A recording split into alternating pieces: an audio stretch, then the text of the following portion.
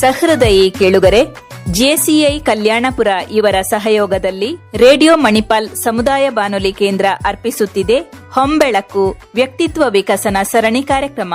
ಈ ಕಾರ್ಯಕ್ರಮವನ್ನು ನಡೆಸಿಕೊಡಲಿದ್ದಾರೆ ಶಿಕ್ಷಕರು ಮತ್ತು ಬರಹಗಾರರಾಗಿರುವ ನರೇಂದ್ರ ಕುಮಾರ್ ಕೋಟಾ.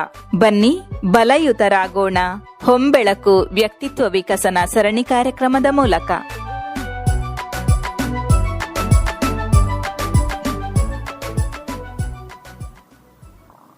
ರೇಡಿಯೋ ಮಣಿಪಾಲದ ಶ್ರೋತೃಗಳಿಗೆ ನಮಸ್ಕಾರ. ನಾನು ನಿಮ್ಮ ನರೇಂದ್ರ ಕುಮಾರ್ ಕೋಟಾ. ಈ ಸಂಚಿಕೆಯಲ್ಲಿ ಮತ್ತೆ ವಿಕಸನದ ಬೇರೆ ಬೇರೆ ಆಯಾಮಗಳ ಬಗ್ಗೆ ಮಾತುಗಳನ್ನು ಮತ್ತು ವಿಚಾರಗಳನ್ನು ನಿಮ್ಮ ಮುಂದೆ ಹಾಡ್ತಾ ಇದ್ದೀನಿ. ಸಾಧನೆ ಎಂಬುವಂಥದ್ದು ಭಾಳ ಅದು ಅವಿರತವಾಗಿರುವಂಥದ್ದು. ಅದು ಒಂದು ದಿವಸಕ್ಕೆ ಮುಗಿಯುವಂಥದ್ದಲ್ಲ. ನಿರಂತರವಾಗಿ ಅವಿರತವಾದಂಥ ಪ್ರಯತ್ನದಿಂದ ನಾವು ಒಂದು ಸಾಧನೆಯನ್ನು ಮಾಡಲಿಕ್ಕೆ ಸಾಧ್ಯ ಇದೆ. ಕೆಲವೊಮ್ಮೆ ನಾವು ಸೋಲನ್ನು ಅನುಭವಿಸ್ಬೋದು. ಈಗ ನಾನು ಮಾಡಿದಂಥ ಎಲ್ಲ ಕಾರ್ಯಗಳು ಗೆಲ್ಲಲೇಬೇಕೆಂಬ ಹಠ ಬೇಡ. ನನ್ನ ಎಲ್ಲ ಕಾರ್ಯಕ್ರಮಗಳು ಯಶಸ್ಸನ್ನು ಹೊಂದಿರಲೇಬೇಕು, ಅದಿಲ್ಲದೆ ಇಲ್ಲ, ಆಗೋದಿಲ್ಲ ಎಂಬ ಮನೋಭಾವನೆ ಇರುವುದು ಒಳ್ಳೆಯದಲ್ಲ. ಸ್ಪರ್ಧೆ ಇದ್ದೇ ಇರ್ತದೆ, ಅಥವಾ ಸೋಲು ಇದ್ದೇ ಇರ್ತದೆ, ಅಥವಾ ಅದರ ಹಿಂದುಗಡೆಯಲ್ಲಿ ವಿಜಯವೂ ಇದ್ದೇ ಇರ್ತದೆ. ಎಲ್ಲವೂ ಗೆಲ್ಲಲೇಬೇಕು, ಎಲ್ಲದರಲ್ಲೂ ವಿಜಯವಾಗಲೇಬೇಕೆಂಬ ಮಹತ್ವವಾದ ಆಕಾಂಕ್ಷೆ ಇಟ್ಟುಕೊಂಡಾಗ ಎಲ್ಲೋ ಒಂದು ಕಡೆ ಸೋಲು ಬಂದಾಗ ನಾವು ಹತಾಶರಾಗುತ್ತೇವೆ. ಇಲ್ಲಿಗೆ ಎಲ್ಲ ಮುಗಿಯಿತು ಅಂದುಕೊಳ್ಳುತ್ತೇವೆ. ಅಂದುಕೊಂಡಿದ್ದೆಲ್ಲ ಆಗಿದೆ, ಮೇಲೆ ಏರುತ್ತಿದ್ದೇವೆ. ವಿಜಯದ ಒಂದು ಅಹಂಕಾರ, ಗರ್ವ ಅತಿಯಾಗಿ ಇರುವುದು ಒಳ್ಳೆಯದಲ್ಲ. ಹಾಗಾಗದ ಹಾಗೆ ಎಚ್ಚರಿಕೆ ಬೇಕು. ಎಷ್ಟೋ ಬಾರಿ ನಾನು ಮಾಡಿದ ಕಾರ್ಯಕ್ರಮಗಳು ಸೋತಿವೆ. ನಾನು ಸೋತಿದ್ದೇನೆ. ನಾನು ಈ ಹಿಂದೆ ಹೇಳಿರಬಹುದೇನೋ, ಕನ್ನಡದ ಮೊದಲ ವ್ಯಕ್ತಿತ್ವ ವಿಕಸನ ಪತ್ರಿಕೆ ಮಾಡಿದಾಗ ನಾನು ಬಹಳ ನಿರೀಕ್ಷೆಯಲ್ಲಿದ್ದೆ. ಇಂಥದೊಂದು ಪತ್ರಿಕೆ ಬೇಕು ಬೇಕು ಅಂತ ತುಂಬ ಜನ ಹೇಳಿದ್ದರು, ಬೆಂಬಲ ನೀಡಿದ್ದರು, ಪ್ರೋತ್ಸಾಹ ನೀಡಿದ್ದರು. ಮಾತುಗಳ ಸರಮಾಲೆಯನ್ನೇ ಕಟ್ಟಿ ನನ್ನ ಕುತ್ತಿಗೆಗೆ ಹಾಕಿದ್ದರು. ಆದರೆ ಮುದ್ರಣವಾಗಿ ಬಂದಾಗ ಆ ಪತ್ರಿಕೆ ಹೆಸರು ಉಸಿರು ಅಂತ ಇಟ್ಟಿದ್ದೆ. ನನ್ನ ಉಸಿರೇ ನಿಂತು ಹೋಗುವುದೊಂದು ಬಾಕಿಯಾಗಿತ್ತು. ನಾವು ನಿರೀಕ್ಷಿತ ಮಟ್ಟಕ್ಕೆ ಆ ಪತ್ರಿಕೆ ಮಾರಾಟವಾಗಲಿಲ್ಲ. ತುಂಬ ಜನ ಕಡೆಯಲ್ಲಿ ಒಳ್ಳೆಯ ಮಾತುಗಳನ್ನು ಆಡಿದರು, ಆದರೆ ಚಂದಾದಾರ ಆಗುವವರು ಯಾರಿಲ್ಲ. ಅದನ್ನು ಮೆಂಬರ್ಶಿಪ್ ತಕ್ಕೊಂಡು ಪತ್ರಿಕೆಯನ್ನು ತಗೊಳ್ಳೋರು ಯಾರೂ ಇಲ್ಲ. ಎಲ್ಲ ಆಡಿದ್ದು ಒಂದೇ ಮಾತು, ಇಂಥದ್ದೊಂದು ಪತ್ರಿಕೆ ಬೇಕಿತ್ತು, ನಿಜವಾಗಿಯೂ ಇದು ಒಳ್ಳೆಯದು ಅಂತ ಹೇಳಿ ಎಲ್ಲರೂ ಹೇಳಿದರು. ಒಂದು ವರ್ಷ ಅದನ್ನು ಹೇಗೆ ನಾನು ನಡೆಸಿದೆ, ಒಂದು ಯೋಚನೆ ಮಾಡಿದ್ದೆ. ಏನಂತೇಳಿದರೆ, ಅದರ ಹೊರಪುಟ ಕವರ್ ಪೇಜ್ ಅದನ್ನು ಮೊದಲೇ ಒಂದು 5,000 ಮಾಡಿದ್ದೆ. ಅದು ಮಂಗಳೂರಲ್ಲಿ ಪ್ರಿಂಟ್ ಆಗಿ ಬಂದಿತ್ತು. ಅದರ ಒಳಗಿನ ವಿಚಾರವನ್ನು ಬದಲು ಮಾಡ್ತಾ ಇದ್ದೆ. ಹೊರಗೆ ಒಂದು ಸಂಚಿಕೆ 1, ಸಂಚಿಕೆ 2, ಸಂಚಿಕೆ 3 ಅಂತ ಹಾಕ್ತಾ ಇದ್ದೆ. ಅಂತೂ ಹೇಗೋ ಹಾಗೋ ಹೀಗೋ 5,000 ಮುಗಿಸಿದೆ. ಒಂದಿಷ್ಟು ಹಂಚಿದೆ, ಉಚಿತವಾಗಿ ಹಂಚಿದೆ, ಶಿಬಿರಗಳಿಗೆ ಕೊಟ್ಟೆ, ಮತ್ತು ಅಲ್ಲಿಗೆ ಉಸಿರು ಮುಗಿಯಿತು. ಇದು ಒಂದು ಸೋಲೆ. ಒಂದು ಕಡೆ ನಾವು ತಂಡವನ್ನು ಕಟ್ಟಿಕೊಂಡಾಗ, ಹಾಡಿನ ತಂಡವನ್ನು ಕಟ್ಟಿಕೊಂಡಾಗ, ರವಿ ಕಾರಂತ್ ಅವರ ಸಾರಥ್ಯದಲ್ಲಿ ಇನಿದನಿ ಎಂಬ ತಂಡವನ್ನು ಕಟ್ಟಿಕೊಂಡೆವು. ನಮಗೂ ಬಹಳ ಉತ್ಸಾಹ ಇತ್ತು. ಯಾಕೆಂದರೆ ಆರಂಭದಲ್ಲಿ ನಾವು ಈ ಶಾಲಾ ಪಠ್ಯಗೀತೆಗಳಿಗೆ ರಾಗದ ಒಂದು ಸಂಯೋಜನೆ ಮಾಡಿ ಈ ಕರಾವಳಿಯ ಉದ್ದಕ್ಕೂ ಬೇರೆ ಬೇರೆ ಶಾಲೆಗೆ ಹೋಗಿ ಕಾರ್ಯಕ್ರಮವನ್ನು ಕೊಟ್ಟೆವು. ಅದರ ಜೊತೆಯಲ್ಲಿ ಯಾಕೆ ನಾವು ಸಾರ್ವಜನಿಕ ಕಾರ್ಯಕ್ರಮ ಮಾಡಬಾರದು ಯಾಕೆ ಮಾಡಬಾರದು ಅಂತ ಅನಿಸಿ ಬೇರೆ ಬೇರೆ ಕಡೆಗೆ ಮನವಿಯನ್ನು ಕೊಟ್ಟೆವು. ನಮ್ಮದೊಂದು ಸಂಗೀತ ತಂಡ ಇದೆ, ಅವಕಾಶ ಕೊಡಬೇಕು ಅಂತೇಳಿ ನಾವು ಕುಳಿತು ಹಾಡ್ತಾ ಇದ್ವಿ. ಭಕ್ತಿಗೀತೆಗಳು, ಭಾವಗೀತೆಗಳು ಮತ್ತು ಮಧುರ ಗೀತೆಗಳು, ಹಳೆಯ ಸಿನಿಮಾ ಗೀತೆಗಳನ್ನು ಹಾಡ್ತಾ ಇದ್ವಿ. ಆದರೆ ಎಲ್ಲೋ ಒಂದು ಕಡೆ ಹೋದಾಗ ಏನಾಯಿತು ಅಂತ ಹೇಳಿದರೆ, ನಾವು ಕೂತ್ಕೊಂಡು ಕೂಡಲೇ ಭಜನೆ ಮಾಡೋರು ಬಂದ್ರಕ್ಕ ಅಂತ ನಮ್ಮ ಕುಂದಾಪುರ ಭಾಷೆಯಲ್ಲಿ ಹೇಳಿದ್ದು.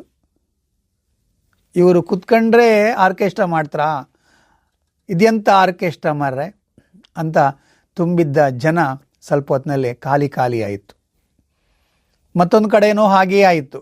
ಆದರೆ ಆ ಕಾಲಕ್ಕೆ ರಸಮಂಜರಿ ಈ ರೀತಿಯ ಕಾರ್ಯಕ್ರಮವನ್ನು ಯಾರು ಇಷ್ಟಪಡ್ತಾ ಇರಲಿಲ್ಲ. ನಾವೊಂದು ಪ್ರಯೋಗ ಮಾಡಿದ್ದು, ಈಗ ಪುನಃ ಬಂದಿದೆ. ಈಗ ಎಲ್ಲೂ ಕಂಡರೂ ಭಜನೆಯ ಕಾರ್ಯಕ್ರಮಗಳೇ ಈಗ ಜಾಸ್ತಿ ಆಗಿದೆ.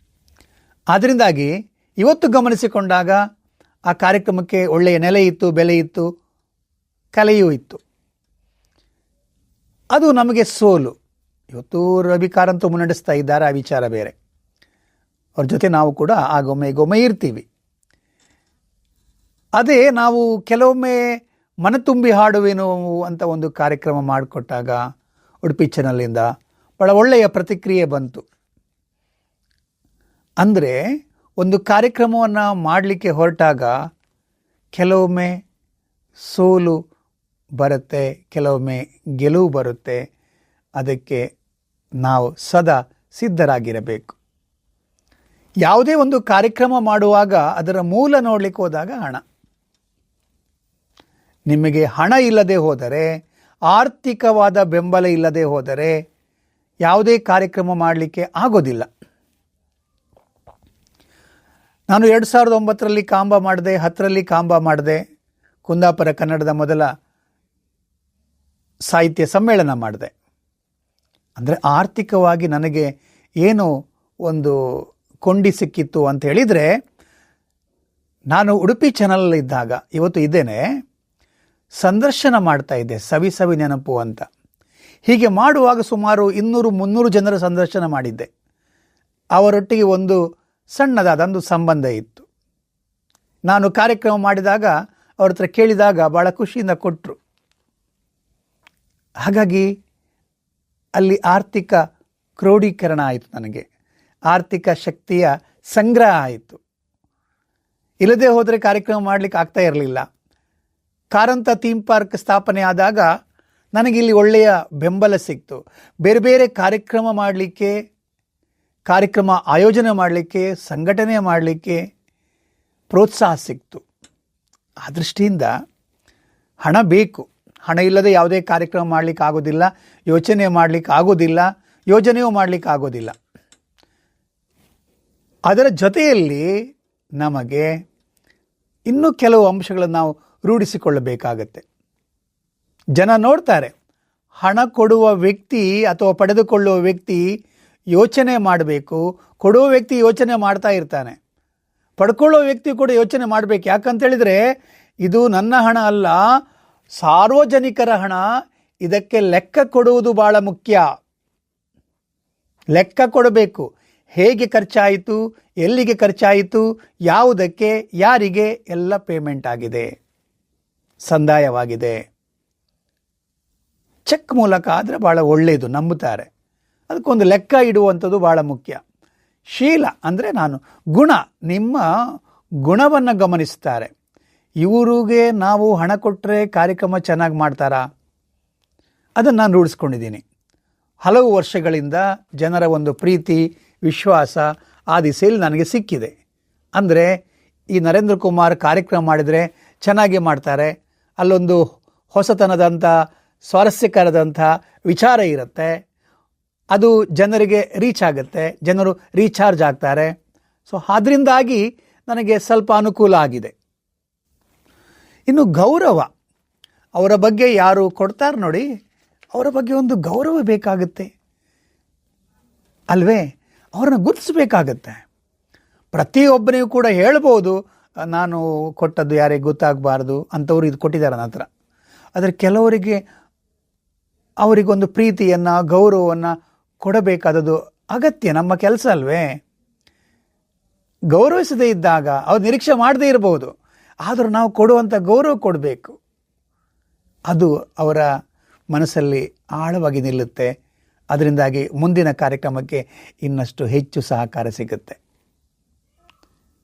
ಅಂಗೀಕಾರ ಅಂದರೆ ಯಾವುದೇ ಆದರೂ ಕೂಡ ನಾವು ಒಂದು ಒಪ್ಪಿಗೆಯನ್ನು ಪಡ್ಕೊಳ್ಬೇಕು.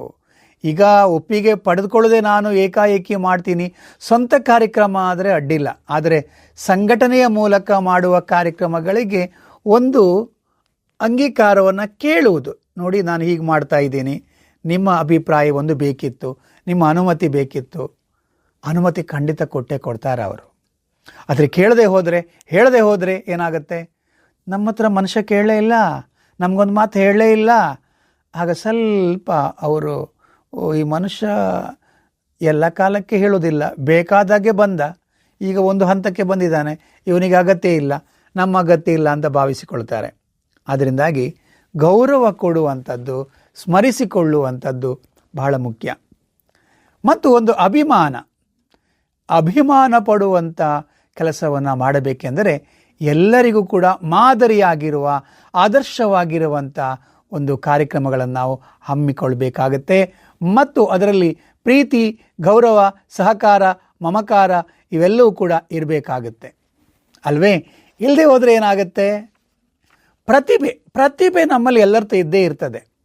ಎಲ್ಲರಲ್ಲಿಯೂ ಕೂಡ ಒಂದು ಪ್ರತಿಭೆ ಇದ್ದೇ ಇದೆ. ಇವತ್ತಿನ ಕಾಲಕ್ಕೆ ನೋಡಿದರೆ ಎಲ್ಲರೂ ಅದ್ಭುತವಾದಂಥ ಪ್ರತಿಭಾ ಸಂಪನ್ನರೇ. ಅದನ್ನು ಹೇಗೆ ಗುರುತಿಸಬೇಕು, ಅದರ ಜೊತೆಯಲ್ಲಿ ಹೇಗೆ ನಡೆಸಿಕೊಳ್ಳಬೇಕು, ಒಂದು ಸಂಕಲ್ಪವನ್ನು ಮಾಡಿಕೊಳ್ಬೇಕಾಗತ್ತೆ. ಇನ್ನು ಸಭ್ಯತೆ, ಸಮಾಜದಲ್ಲಿ ಒಂದು ಸಭ್ಯತೆಯನ್ನು ಬೆಳೆಸಿಕೊಳ್ಬೇಕಾಗತ್ತೆ, ಸಂಸ್ಕಾರವನ್ನು ರೂಢಿಸಿಕೊಳ್ಬೇಕಾಗತ್ತೆ, ಮರ್ಯಾದೆಗಳನ್ನು ಪಾಲಿಸಿಕೊಳ್ಬೇಕಾಗತ್ತೆ. ದೊಡ್ಡವರಿಂದ ಚಿಕ್ಕವರಿಂದ ಯಾರೆಲ್ಲ ಇರಬಹುದು, ಕಲೀಲಿಕ್ಕೆ ದೊಡ್ಡವರೇ ಆಗಬೇಕಂತೇನಿಲ್ಲ, ಚಿಕ್ಕವರು ಆಗಬಹುದು, ದೊಡ್ಡವರು ಆಗಬಹುದು. ಇನ್ನೊಂದು ಬಹಳ ಮುಖ್ಯವಾಗಿ ಗಮನಿಸಬೇಕಾದ ವಿಚಾರ ಏನಂತ ಹೇಳಿದರೆ ಗುರುತಿಸುವುದು. ಇವತ್ತು ಎಷ್ಟೋ ಕಡೆ ಕಾರ್ಯಕ್ರಮ ಹಾಳಾಗಿರುವಂಥದ್ದು ನನ್ನನ್ನು ಗುರುತಿಸಿಲ್ಲ. ಕೆಲವೊಮ್ಮೆ ಇದು ತುಂಬ ಜಾಸ್ತಿಯಾಗಿ ಕಾಣೋದು ಉಂಟು. ನೋಡಿ, ಇಂಥವ್ರು ಈ ಕಾರ್ಯಕ್ರಮಕ್ಕೆ ಬಂದಿದ್ದಾರೆ, ಅವ್ರನ್ನ ಗುರುತಿಸ್ತಾ ಇದ್ದೇವೆ, ಅವ್ರನ್ನ ಗೌರವಿಸ್ತಾ ಇದ್ದೇವೆ, ಇಂಥವರು ಬಂದಿದ್ದಾರೆ. ಅದು ನಮಗೆ ಸ್ವಲ್ಪ ಬಂದ ಅತಿಥಿಗಳಿಗೆ ಅಥವಾ ಜನರಿಗೆ ಅಯ್ಯೋ ಕಿರಿಕಿರಿ ಅನ್ನಿಸ್ಬೋದು. ಆದರೆ ನೆರವು ಕೊಟ್ಟವರು ಬಂದಾಗ, ನಮ್ಮ ಸಹಾಯಕ್ಕೆ ಬಂದಾಗ ಅವರನ್ನು ಸ್ಮರಿಸಿಕೊಳ್ಳುವುದು, ಗುರುತಿಸುವುದು, ಗೌರವಿಸುವುದು ನಮ್ಮ ಮೊದಲ ಕರ್ತವ್ಯ. ಇದು ಇಲ್ಲದೆ ಹೋದರೆ ನಾವು ಯಾವುದೇ ಒಂದು ಕಾರ್ಯಕ್ರಮ ಮಾಡಲಿಕ್ಕೆ ಸಾಧ್ಯ ಆಗೋದಿಲ್ಲ. ಇದನ್ನು ನೆನಪಿನಲ್ಲಿಟ್ಟುಕೊಳ್ಳಬೇಕು. ಗುರುತಿಸುವ, ಗೌರವಿಸುವ, ಒಂದೆರಡು ಒಳ್ಳೆಯ ಮಾತುಗಳನ್ನು ಆಡುವ, ಅವರ ಬಗ್ಗೆ ಒಳ್ಳೆ ಮಾತಾಡುವ, ಏನು ತೊಂದರೆ? ಮಾತಾಡುವುದರಿಂದ ಅಭಿಮಾನ ಹೆಚ್ಚಾಗುತ್ತೆ ಹೊರತು ಕಡಿಮೆಯಾಗುವುದಿಲ್ಲ. ಆದರೆ ಅತಿರೇಕ ಅನಿಸಬಾರದು. ಕೆಲವು ಕಡೆ ಅತಿರೇಕ ಅನಿಸಿ ಬಿಡ್ತದೆ. ಇಷ್ಟೆಲ್ಲ ಉಂಟಾ, ಹೀಗೆಲ್ಲ ಆ ಜನ ಇದ್ದಾರಾ ಅಂತೇಳಿ. ಬಳಸುವ ಪದಗಳು ಸಭ್ಯವಾಗಿರಬೇಕು, ಅಸಭ್ಯವಾಗಿರಬಾರದು, ಸಭ್ಯತೆಯನ್ನು ಮೀರಿ ಹೋಗಬಾರದು. ಏನಿದ್ದಾರೆ ಹಾಗೇ ಹೇಳಬೇಕು. ಇಂದ್ರನಾಗಿದ್ದರೆ ಇಂದ್ರ, ಚಂದ್ರನಾಗಿದ್ದರೆ ಚಂದ್ರ. ಅದೆರಡು ಆಗದಿದ್ದರೆ ಮತ್ತೇನೋ ಇಂದ್ರ ಅಂತ ಹೇಳುವುದು ಅದು ಕೇಳುಗರಿಗೂ ಮುಜುಗರ ಮತ್ತು ಅವರಿಗೂ ಸಂಕೋಚವಾಗುತ್ತದೆ. ಏನೇ ಇರಲಿ, ಗುರುತಿಸುವುದು ಬಹಳ ಮುಖ್ಯ. ಆತ್ಮವಿಶ್ವಾಸದಿಂದ ಅದ್ಭುತವಾದಂತಹ ಸಾಧನೆ ಮಾಡಲು ಸಾಧ್ಯ. ಖಂಡಿತವಾಗಿ ನಾವು ಪಾಸಿಟಿವ್ ಥಿಂಕಿಂಗ್ ಅಂತ ಏನು ಹೇಳ್ತೀವಿ, ಆತ್ಮವಿಶ್ವಾಸವನ್ನು ಕಳೆದುಕೊಂಡು ಬಿಟ್ಟರೆ, ಕಾರ್ಯಕ್ರಮದ ಬಗ್ಗೆ ಮೊದಲೇ ನಾವು ನೆಗೆಟಿವ್ ಥಿಂಕಿಂಗ್ ಮಾಡಿಕೊಂಡು ಬಿಟ್ಟರೆ, ಅಸಾಧ್ಯ ಇದು ಅಸಾಧ್ಯ ಅಂದ್ಕೊಂಡು ಬಿಟ್ಟರೆ ಗೆಲುವು ಬರುವುದಿಲ್ಲ. ಕಾರ್ಯಕ್ರಮ ಖಂಡಿತವಾಗಿ ಹಾಳಾಗುತ್ತದೆ. ನಾವು ಕಾಂಬ ಮಾಡಲು ಹೊರಟಾಗ ಕುಂದಾಪುರ ಕನ್ನಡದ ಮೊದಲ ಸಾಹಿತ್ಯ ಸಮ್ಮೇಳನವನ್ನು 2009 ಮಾಡಲಿಕ್ಕೆ ಹೊರಟಾಗ ತುಂಬ ಜನ ಇದೇ ಮಾತನಾಡಿದರು. ಇದೆಂಥ ಕಾಂಬ ಮಾರ್ರೆ, ಎಂಥ ಕಾಂಬ. ಆದರೆ ಇಲ್ಲ, ಇದು ಖಂಡಿತವಾಗಿ ಆಗುತ್ತೆ. ನಮ್ಮ ಯೋಚನೆ, ನಮ್ಮ ಆಲೋಚನೆ ದಿಟ್ಟವಾಗಿದೆ, ಒಳ್ಳೆಯ ಕಾರ್ಯಕ್ರಮ ಇದು. ಈ ರೀತಿಯ ಭಾವನೆಯನ್ನು, ಮಾತುಗಳನ್ನು, ಆತ್ಮವಿಶ್ವಾಸವನ್ನು ನಾವು ಬೆಳೆಸಿಕೊಂಡ್ವಿ. ಹಾಗಾಗಿ ಆ ಸಮ್ಮೇಳನ ಬಹಳ ಯಶಸ್ಸಾಯಿತು. ತುಂಬ ಜನ ಅದರ ಬಗ್ಗೆ ಮಾತಾಡಿಕೊಂಡ್ರು, ಪತ್ರಿಕೆಯವರು ಬರೆದರು, ನೇರ ಪ್ರಸಾರ ಆಯಿತು. ಹಾಗಾಗಿ ಯಾವುದೇ ಒಂದು ಕಾರ್ಯಕ್ರಮವನ್ನು ಮಾಡಿದಾಗ ನಾವು ಅಲ್ಲಿ ಆತ್ಮವಿಶ್ವಾಸ ಮತ್ತು ಆಲೋಚನೆ ದಿಟ್ಟವಾಗಿರಬೇಕು. ಇದರಿಂದ ನಮ್ಮ ಯಾವುದೇ ಕಾರ್ಯಕ್ರಮಗಳಿರಲಿ ಅದು ಯಶಸ್ಸನ್ನು ಸಾಧಿಸಲಿಕ್ಕೆ ಸಾಧ್ಯವಿದೆ. ಮತ್ತೆ ಭೇಟಿಯಾಗೋಣ. ಅಲ್ಲಿವರೆಗೆ ನಮಸ್ಕಾರ. ಶ್ರೋತೃ ಬಾಂಧವರೇ, ಇದುವರೆಗೆ ಜೆಸಿಐ ಕಲ್ಯಾಣಪುರ ಇವರ ಸಹಯೋಗದಲ್ಲಿ ರೇಡಿಯೋ ಮಣಿಪಾಲ್ ಅರ್ಪಿಸಿದ ಹೊಂಬೆಳಕು ವ್ಯಕ್ತಿತ್ವ ವಿಕಸನ ಸರಣಿ ಕಾರ್ಯಕ್ರಮ ಪ್ರಸಾರವಾಯಿತು. ಈ ಕಾರ್ಯಕ್ರಮವನ್ನು ನಡೆಸಿಕೊಟ್ಟವರು ಶಿಕ್ಷಕರು ಮತ್ತು ಬರಹಗಾರರಾಗಿರುವ ನರೇಂದ್ರ ಕುಮಾರ್ ಕೋಟಾ. ತಪ್ಪದೆ ಆಲಿಸಿ. ಪ್ರತಿ ಮಂಗಳವಾರ ಸಂಜೆ 5:30ಕ್ಕೆ, ಮರುಪ್ರಸಾರ ಬುಧವಾರ ಮಧ್ಯಾಹ್ನ 1:30ಕ್ಕೆ.